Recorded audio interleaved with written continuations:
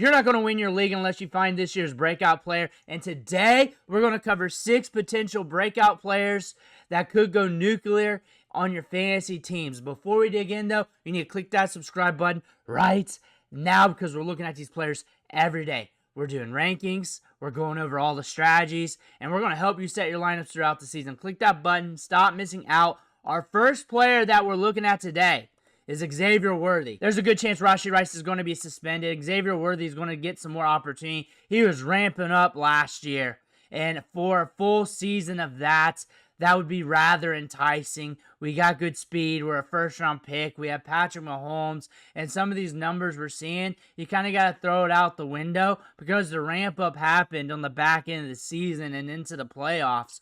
Speed to burn, and we're going to see his value climb the board here in ADP, but this is a wide receiver going into year 2 that we could see take a massive step forward. And look at the wide receivers around him. You're looking at DK Metcalf, Jameson Williams, Devonta Smith.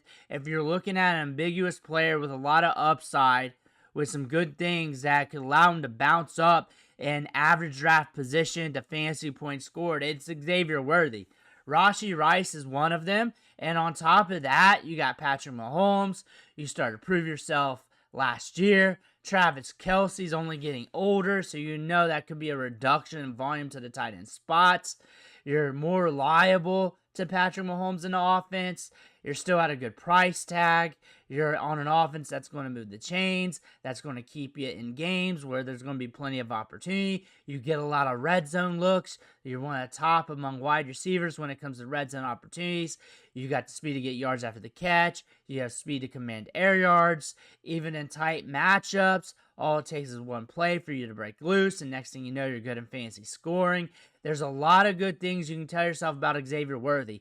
The main thing is you're going to be on the field running routes for the Chiefs with Patrick Mahomes, and you already started to prove yourself. There's no way you're going to be a Sky Moore. You're going to be a key focal point of the offense, and you're going to have your moment where you can go off. It looks like the tide is rising for Amir Hampton. Najee Harris hasn't been out on the field. He's been looking good in training camp. He moves well. He moves laterally very well. You look at those clips. He's looking nasty, and he's rising the board in draft capital. Every time I look at ADP, he's a little bit higher. Everybody's starting to notice him. I liked him a lot better when he was pretty much free like a few weeks ago before the news on Najee Harris. But Amir Hampton is a big deal, big-time prospect drafted in the first round. 221 pounds with good speed, good size, good agility. We have a 94th percentile speed score to his name.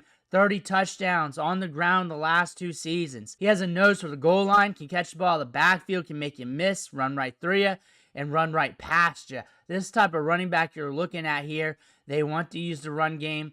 They want the running backs heavily involved. We know this because, one, it's Harbaugh. They tried so hard bringing in running backs last year. They brought in Najee. They drafted Hampton in the first round. There's a lot of upside here with Amir Hampton, and I believe he's going to hit. I believe he's going to hit somewhere down the line this season. There could be an anticlimactic ramp up to start the season, as it usually is for rookies, but he's going to hit sooner than later. He's going to start providing you some production. I really believe that's going to happen soon. He's looking good. The Chargers are cooking in practice. They got wide receivers hitting left and right in practice because they've been drafting pretty well. Hampton's going to do some things. He's going to do some things sooner than later. He was overdrafted last year and got burnt to the stake, but Marvin Harrison Jr. is back. He has some numbers here that is rather enticing. A 22.2% target share, an ADOT of 13.5. When you blend those two numbers together, that is a wide receiver that's going to spell out production in some way, shape, or form. And this is a big-time prospect, a top-end prospect coming out of the draft last year, who was playing with a quarterback that missed him on a lot of targets, but still runs on almost 100% of the routes. He's running 30 routes per game, getting a lot of opportunities. He was just a rookie last year. His numbers really was not bad for a rookie season, but he was drafted so high that people held him to the fire middle of the year last year. But the breakout could be now. The breakout could be now in year 2. He flashed a little bit last year, but it wasn't enough to make people happy, but the workload metrics are there. Targets being spread to the tight end is an issue, but he's still getting a good target share where that could only increase. He's getting good average depth of target. He's a hell of a talent. He's got sticky hands. I look for him to break out this season. Everything's saying, hey, Marvin Harrison Jr. should break out this season. He flashed a little bit. He did just enough. He was productive just enough as a rookie. The workload metrics are definitely there. He's getting a lot of work, and he should only get a lot of work going forward. You got to pound the table on this rookie running back. He's got Sean Payton. The Broncos on the come-up on offense. Bo Nix is in year 2. This offense needed a running back. He's very explosive. They drafted him in round 2, and he's a 6th-round selection on Underdog. Might be even cheaper in home league drafts due to him being a rookie, but the upside is immense. He had a 96th percentile college dominator rating, elite speed, top-end burst score, and he can catch the ball out of the backfield. Bo Nix loves to check it down. He will play for another down, so he will hit the short to intermediate targets. RJ Harvey will be there, so if he's got space, he's going to get opportunities to burn, and this is a running back that over time is going to get the opportunity to get the touches. He's going to break out this year. Like, he's a perfect fit for what Sean Payton wants. He's a perfect fit with what Bo Nix does and how he runs the offense. They need a running back to run through the offense. They brought in J.K. Dobbins. I think he's going to be a good buffer as R.J. Harvey ramps up. Somewhere down the line, he's going to break out. Somewhere down the line, he's going to be a big thing in fantasy football. Nothing changes unless something changes, and the Bears got a lot of change. They got a new coach. They upgraded the offensive line. They brought in Luther Burden in the draft, and Rome Odunze going into year 2. Flashed a little bit last year, has some numbers where it could be rather enticing with almost a 20% target share, 19.2%. We were running a lot of routes, 32.5 routes per game, a good route participation rate, and our targets were deep downfield.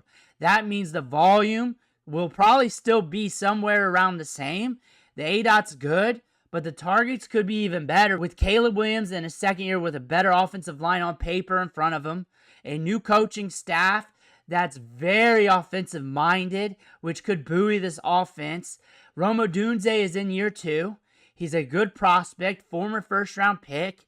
We called him Marvin Harrison Jr. at night because Pac-12 After Dark, he was going off at Washington every Saturday night, and he was that wide receiver prospect where if you were watching Pac-12 After Dark, you would know that he was making plays happen left and right, helping Michael Penix out. And now you're looking at him in his second year after a season where he flashed a little bit. He had some moments. He had some games where he got double-digit targets. So you're telling me we're looking at a first-round wide receiver who had some games with double-digit targets, almost a 20% target share, a good ADOT, a wide receiver 1 week, and 2 wide receiver 2 weeks, and you're just going to let him pass through around Juwan Jennings and Calvin Ridley?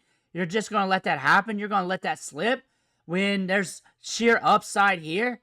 Quarterback going into year 2, new offensive system, and a revamped offensive line. There's a lot of changes here, and it's very ambiguous. It still is. I look for DJ Moore to get to targets, but even at that, if his target shares around 20 at 13.8 ADOT, and Caleb Williams is a little bit better, and the balls are just flowing a little bit better to him downfield, just a little bit, you're looking at a wide receiver that could go off on some weeks. We need an event to happen for Trey Benson to go off.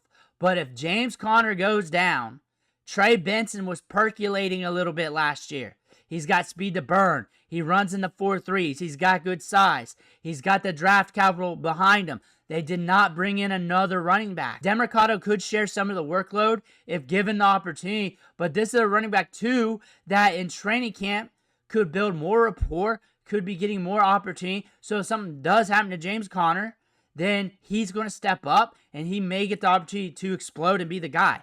And if he does, it could be over with. He could be a top running back in the league. He has that potential. He has that speed. He has that opportunity to do so. And also, when you're looking at some of the other running backs from the 2025 draft class with good opportunity that if the starter goes down, they're a guy we're all flocking to.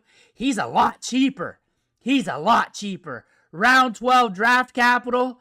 He's cheap in the double-digit rounds. He's an injury away from being an overpriced running back at the least to being a top running back in the league due to the offense. You can't stack the box. You got Marvin Harrison Jr., Kyler Murray's there. You got to worry about him. And he's got 4.3 speed. And he's proven he can do a little bit at the NFL level. He's flashed a tiny bit. James Conner, though, ain't going nowhere. He's good. We talk about him a lot. We talk about him in good graces all the time. Nothing against him, but running backs are running backs.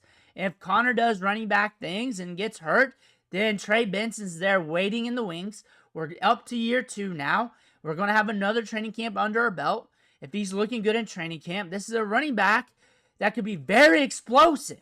That's free. And if James Conner never gets hurt and he never sees the field, guess what? You could drop him and you're going to forget about him by Halloween because he's so cheap, he's so late in the draft that Trey Benson can't hurt you. Nothing he can do can hurt your fantasy team because he's so cheap. There's only upside from here, and he's got the same upside as some of the other rookie running backs that we talk about day after day after day. He's just an injury away. Those are the players that could be breaking out this year. Let me know who are your breakout candidates in the comments below. I want to hear about that. Make sure you hit that subscribe button on the way out. One thing for watching. Catch you on the next video.